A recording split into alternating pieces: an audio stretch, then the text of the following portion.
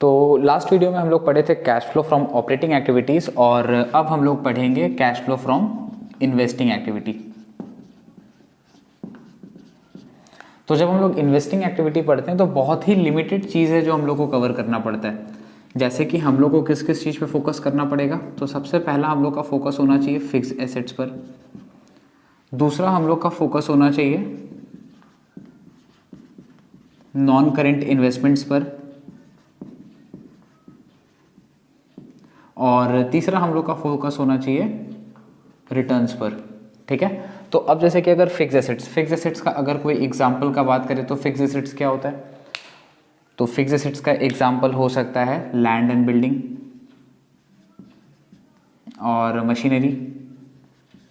अगर हम लोग इनटेंजिबल फिक्स एसेट्स का बात करें तो इनटेंजिबल फिक्स एसेट्स का एग्जांपल हो सकता है गुडविल। वैसे ही अगर हम लोग नॉन करेंट इन्वेस्टमेंट्स का बात करें तो इन्वेस्टमेंट्स में दो हो सकता है, शेयर और डिबेंचर। अब एक चीज हम लोग को ध्यान देना है, जब हम लोग कंपनीज अकाउंटिंग पढ़ते हैं तो हम लोग शेयर और डिबेंचर इशू भी करते हैं और शेयर और डिबेंचर परचेज भी करते हैं। तो अगर हम लोग शेयर और डिबेंचर परचेज किए तो वो इन्वेस्टिंग का पार्ट आएगा, लेकिन अगर हम लोग शेयर और डिबेंचर को इशू किए होंगे तो वो फाइनेंस के पार्ट में चल जाता है। रिटर्न्स के बारे में बाद में बात करेंगे। तो फिक्स एसेट्स और नॉन करेंट इन्वेस्टमेंट से किस क्या क्या रिलेटेड चीज़ है जो हम लोग इन्वेस्टिंग एक्टिविटी में डील करते हैं, तो हम लोग दो चीज देखते हैं फिक्स एसेट से related, which are purchase of fix assets as well as sales of fix assets. वैसे ही नॉन करेंट इन्वेस्टमेंट्स के साथ भी हम लोग सिर्फ ये दो चीज को ही नोटिस करते हैं, purchase and sale of non current investments. फिर जब बात रिटर्न्स का आता है तो हम लोग जितना भी फिक्स एसेट्स या फिर नॉन करेंट इन्वेस्टमेंट से रिटर्न्स डिराइव करते हैं वो भी इन्वेस्टिंग का पार्ट बन जाता है। सपोज अगर हम लोग के पास कोई लैंड है और वो हम लोग किसी को रेंट पर दिए हैं, तो हम लोग को जो भी रेंटल इनकम होगा वो रेंटल इनकम इन्वेस्टिंग का पार्ट रहेगा। अगर हम लोग शेयर्स परचेज किए तो शेयर्स के बदले हम लोग को डिविडेंड रिसीव होगा, तो जितना भी हम लोग को डिविडेंड रिसीव होगा वो भी इन्वेस्टिंग का पार्ट होगा। और डिबेंचर्स के बदले अगर हम लोग को इंटरेस्ट रिसीव होता है तो ये इंटरेस्ट रिसीव जो रिटर्न है वो हमारे इन्वेस्टिंग का पार्ट बन जाता है। तो अब इन सारे ट्रांजैक्शंस को हम लोग इन्वेस्टिंग एक्टिविटी में कैसे रिकॉर्ड करते हैं वो हम लोग समझेंगे। तो जैसे सबसे पहला है परचेज ऑफ फिक्स एसेट्स। अगर हम लोग फिक्स एसेट्स को परचेज करेंगे तो किसी भी एसेट को परचेज करने के दौरान हम लोग को पैसा पेमेंट करना पड़ता है, तो ये माना जाएगा आउटफ्लो, और अगर आउटफ्लो है तो इसको हम लोग कैश फ्लो से माइनस करेंगे। अगर हम लोग फिक्स एसेट्स को सेल करेंगे तो हम लोग को पैसा मिलेगा, यानी कि ये क्या माना जाएगा, ये इनफ्लो माना जाएगा और इसको हम लोग प्लस करेंगे।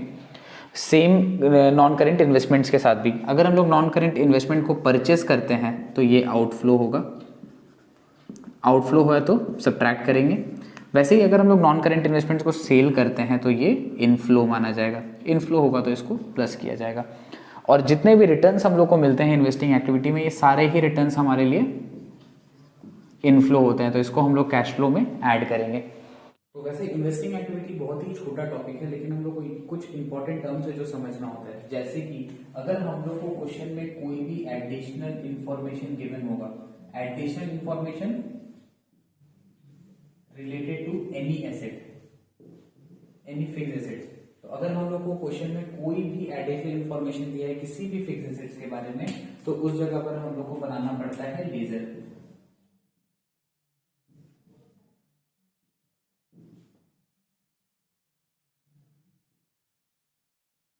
तो उस जगह पर हम लोग को एसेट्स का लेजर प्रिपेयर करना पड़ेगा, यानी कि उस एसेट का अकाउंट प्रिपेयर करना पड़ेगा। तो इस चीज को हम लोग समझेंगे एक एग्जांपल के साथ।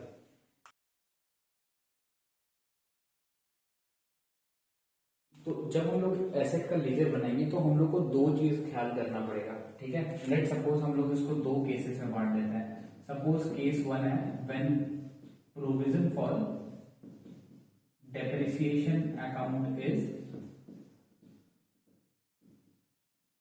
मेंटेन, और सेकंड केस हो जाएगा provision for depreciation account is not maintain.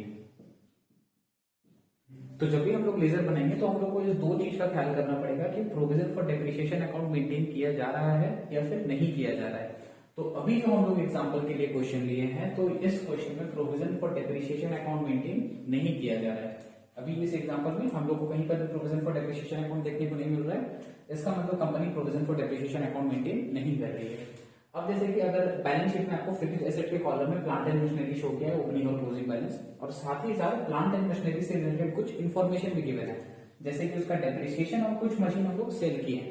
तो अगर कभी भी इस तरह का एडिशनल इन्फॉर्मेशन हम लोग को दिया हुआ रहेगा तो हम लोग उस जगह पर क्या करेंगे, उस एसेट का लेजर बनाएंगे। तो हम लोग को प्रिपेयर करना पड़ेगा एसेट अकाउंट। यहाँ पर एसेट अकाउंट की जगह लिखा जाएगा plant and machinery according to this example.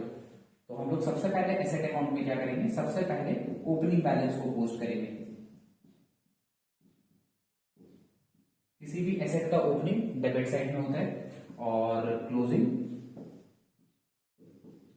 Credit side में। अगर हम लोग किसी भी एसेट को परचेस करते हैं तो जनरल एंट्री होता है asset account debit to bank. तो टू बैंक अगर हम लोग कोई भी एसेट परचेस कर रहे हैं तो, अगर हम लोग किसी भी एसेट को सेल करते हैं तो जनरल एंट्री होता है bank account debit to asset, तो by bank in case of sales. अगर हम लोग एसेट को सेल करेंगे तो उस सेल्स के दौरान या तो हम लोग को नुकसान होगा या तो फायदा। अगर हम लोग को लॉस होता है तो वो हो जाएगा by statement of peer in case of loss, और अगर हम लोग को फायदा हो जाता है तो वो डेबिट साइड शो किया जाएगा टू पीयर account in case of gain. और जो भी डेप्रिसिएशन चार्ज होता है एसेट में, उसके लिए जनरल एंट्री होता है depreciation account debit to asset. तो यहां पर पोस्टिंग हो जाएगा क्रेडिट साइड में by depreciation, depreciation charge during the year. Overall machine का डेप्रिसिएशन हम लोग को यहाँ पर पोस्ट करना पड़ेगा। तो अब इस एग्जांपल से हम लोग सारा अमाउंट इस लेजर में पोस्ट करते हैं। जैसे कि हम लोग प्लांट में मशीनरी अकाउंट बना रहे हैं तो इसका ओपनिंग बैलेंस दिया हुआ हम लोग को 7,20,000 रुपया, तो to balance brought down 7,20,000। Closing balance है 31 मार्च 18 को 8,60,000, तो 8,60,000। सिंपल हम लोग को बस प्लेस करते जाना है सबको अकॉर्डिंगली। फर्स्ट इन्फॉर्मेशन में लिखा है depreciation charge during the year was ₹85,000, तो डेप्रिसिएशन करंट ईयर में कितना चार्ज हुआ है 85,000। Next, plant and machinery having a return down value of 1,10,000 was sold for 1,25,000, तो सेल हम लोग कितना में किया एसेट को 1,25,000 में।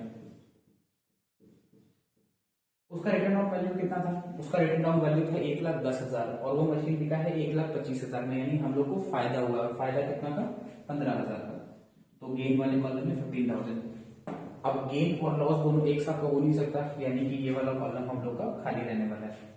तो अब जब हम लोग पूरा लेजर प्रिपेयर कर लिए, इसके बाद भी हम लोग को एक बैलेंस खाली मिल रहा है, एक जगह हम लोग को खाली दिख रहा है जो कि है परचेस का कॉलम, यानी कि इस क्वेश्चन में जो हम लोग को बैलेंसिंग फिगर मिलेगा वो अमाउंट होगा परचेस का। तो इस क्वेश्चन में हम लोग को बैलेंसिंग फिगर मिल रहा है 3,35,000, तो ये 35,000 मिसिंग फिगर था। इसी मिसिंग फिगर को हम लोग फाइंड करने के लिए लेजर बनाते हैं। तो ध्यान के रखना है कि अगर कोई भी एसेट से रिलेटेड इंफॉर्मेशन गिवन होगा तो हम लोग वहां पर एसेट का अकाउंट प्रिपेयर करेंगे। अब इस लेजर से कुछ चीज समझा देते हैं, जैसे कि हम लोग को इन्वेस्टिंग एक्टिविटी में क्या क्या चीज यूज होगा, तो इन्वेस्टिंग में यहां से सिर्फ दो ही चीज जाएगा, सेल ऑफ एसेट और परचेज ऑफ एसेट। अब ये जो गेन हुआ है, ये गेन कहां पर यूज किया जाएगा, adjustment of non cash and non operating items. वैसे ही अगर लॉस होता तो वो भी एडजस्टमेंट में जाता है, adjustment of non cash and non operating item. और ये जो डेप्रिसिएशन 85,000 ये कहां पर यूज किया जाएगा, ये भी उसी एडजस्टमेंट में यूज किया जाएगा, adjustment for non cash and non operating items.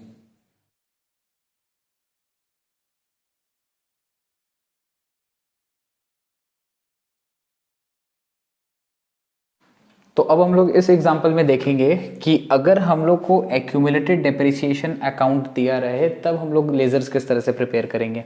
ठीक है, तो बेसिकली ये हम लोग के लिए केस 2 है, when accumulated depreciation account is maintain. तो इस सिचुएशन में दो लेजर बनेगा, एक तो आपको एसेट का अकाउंट प्रिपेयर करना पड़ेगा और एक एक्यूमुलेटेड डेप्रिसिएशन का। बहुत छोटा सा डिफरेंस आता है। सबसे पहले पोस्टिंग समझा देते हैं। तो plant and machinery asset account just previous example के जैसा, इसका ओपनिंग किस साइड होगा, debit side, closing credit side, अगर हम लोग प्लांट एंड मशीनरी को परचेस करते हैं तो plant and machinery to bank, तो परचेस का एंट्री डेबिट साइड में, और अगर हम लोग सेल करते हैं तो बाय बैंक। अगर सेल में हम लोग को नुकसान हो जाता है तो by profit and loss account, और अगर हम लोग को गेन होगा तो to profit and loss account. और डेप्रिसिएशन के लिए बाय एक्यूमुलेटेड डेप्रिसिएशन। ठीक है, अब एक्यूमुलेटेड डेप्रिसिएशन अकाउंट को समझ लेते हैं। तो एक्यूमुलेटेड डेप्रिसिएशन अकाउंट, इसका ओपनिंग होगा क्रेडिट साइड से, बाय बैलेंस ब्रॉट डाउन, तो इसका क्लोजिंग होगा डेबिट साइड में, टू बैलेंस कैरेट डाउन। बस एक चीज़ का ध्यान रखना पड़ेगा कि अगर क्वेश्चन में एक्यूमुलेटेड डेप्रिसिएशन अकाउंट गिवन है, इसका मतलब ड्यूरिंग द ईयर जो भी डेप्रिसिएशन है वो एसेट अकाउंट में नहीं चार्ज होकर एक्यूमुलेटेड डेप्रिसिएशन वाले अकाउंट में चार्ज होगा। अगर आपको याद नहीं है तो एक बार 11th का डेप्रिसिएशन वाला चैप्टर रिवाइज कर लो। तो डेप्रिसिएशन चार्ज करने का जनरल एंट्री क्या हो जाएगा? Bye depreciation, depreciation charged during the year. तो ओवरऑल डेप्रिसिएशन जो होगा एसेट का, वो हम लोग एक्यूमुलेटेड डेप्रिसिएशन अकाउंट में चार्ज करेंगे, ना ही एसेट वाले अकाउंट में। लेकिन जब किसी एसेट का सेल होगा तो डेप्रिसिएशन को इस अकाउंट से एसेट वाले अकाउंट में ट्रांसफर कर लिया जाएगा, उसके लिए पोस्ट किया जाता है entry to asset, depreciation transfer to asset account. और किस एसेट का depreciation? Only depreciation of asset sold. इस चीज का ध्यान रखना, ठीक है। तो अब एक एक करके हम लोग अमाउंट पोस्ट कर लेते हैं। सबसे पहला है plant and machinery. Plant and machinery का ओपनिंग बैलेंस है 65 लाख रुपीज, तो to balance brought down 65 lakh. Closing है 78 lakh 70,000 rupees. Next, the plant and machinery costing 12,30,000। कोई एक प्लांट एंड मशीनरी था जिसका कॉस्ट था 12,30,000। Accumulated depreciation thereon. अब यहाँ पर एक चीज ध्यान रखना, एक्यूमुलेटेड डेप्रिसिएशन देयर ऑन, यानी इस प्लांट एंड मशीनरी का डेप्रिसिएशन गिवन है हम लोग को, ओवरऑल डेप्रिसिएशन गिवन नहीं है। और ये एसेट हम लोग का बिका है 4,68,000 में। तो कितना में सेल हुआ है? 4,68,000 पे। तो बाय बैंक पोस्टिंग कर देंगे 4,68,000। एक्यूमुलेटेड डेप्रिसिएशन कितना था? 7,18,000। तो बाय एक्यूमुलेटेड डेप्रिसिएशन 7,18,000। अगर यहाँ बाय एक्यूमुलेटेड डेप्रिसिएशन 7,80,000 है, इसका मतलब एक्यूमुलेटेड डेप्रिसिएशन अकाउंट से वही वैल्यू ट्रांसफर हुआ होगा, तो यहाँ पर भी हम लोग पोस्ट कर देंगे 7,18,000।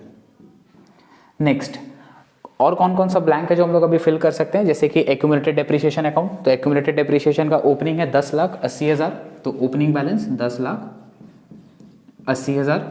क्लोजिंग बैलेंस है 16,32,000 रुपया।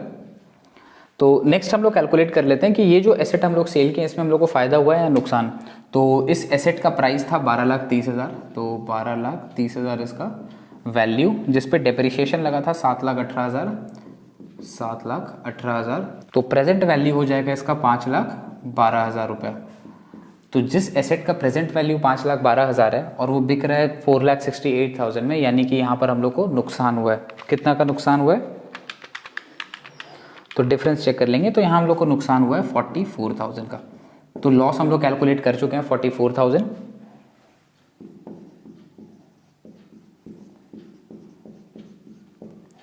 तो जब अब हम लोग लॉस कैलकुलेट कर चुके हैं, तो अब हम लोग को यहाँ पर दो ब्लैंक पता चल रहा है। एक तो हम लोग को परचेस का वैल्यू गिवन नहीं है, और यहाँ पर हम लोग को डेप्रिसिएशन का वैल्यू गिवन नहीं है। तो हम लोग एज अ बैलेंसिंग फिगर ये दोनों का वैल्यू अब कैलकुलेट कर सकते हैं।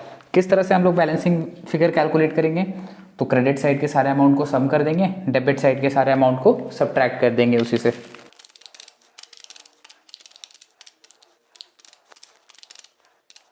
तो यहाँ वैल्यू आ रहा है 26 लाख, यानी हम लोग कितना का एसेट परचेस किए हैं? 26 लाख का।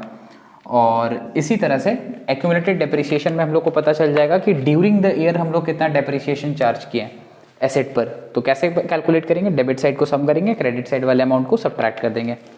16,32,000 प्लस 7,18,000 माइनस 10,80,000। तो करेंट ईयर में हम लोग डेप्रिसिएशन चार्ज किए हैं 12,70,000। तो अब इन लेजर्स में हम लोग को कौन कौन सा अकाउंट हमारे कैश फ्लो स्टेटमेंट में यूज़ करना है, तो सेल्स का वैल्यू इन्वेस्टिंग एक्टिविटी में जाएगा, परचेस का वैल्यू इन्वेस्टिंग एक्टिविटी में जाएगा, और ये जो लॉस शो कर रहा है, loss on sale of fix assets, ये adjustment of non cash and non operating item में ट्रांसफर किया जाएगा। वैसे ही ये जो depreciation charge during the year है, ये भी adjustment of non cash and non operating item में जाएगा। बाकी इस लेजर में से हम लोग को और कुछ भी यूज़ नहीं करना है। तो हम लोग को इससे एक चीज़ समझ में आता है कि एसेट से रिलेटेड अगर कभी भी कोई एडिशनल इन्फॉर्मेशन गिवन रहे तो हम लोग को क्या करना होगा, हम लोग को सबसे पहले उसका लेजर बनाना पड़ेगा ताकि हम लोग को उसका मिसिंग फिगर्स पता चल जाए, उसके बाद हम लोग कैश फ्लो प्रिपेयर करेंगे।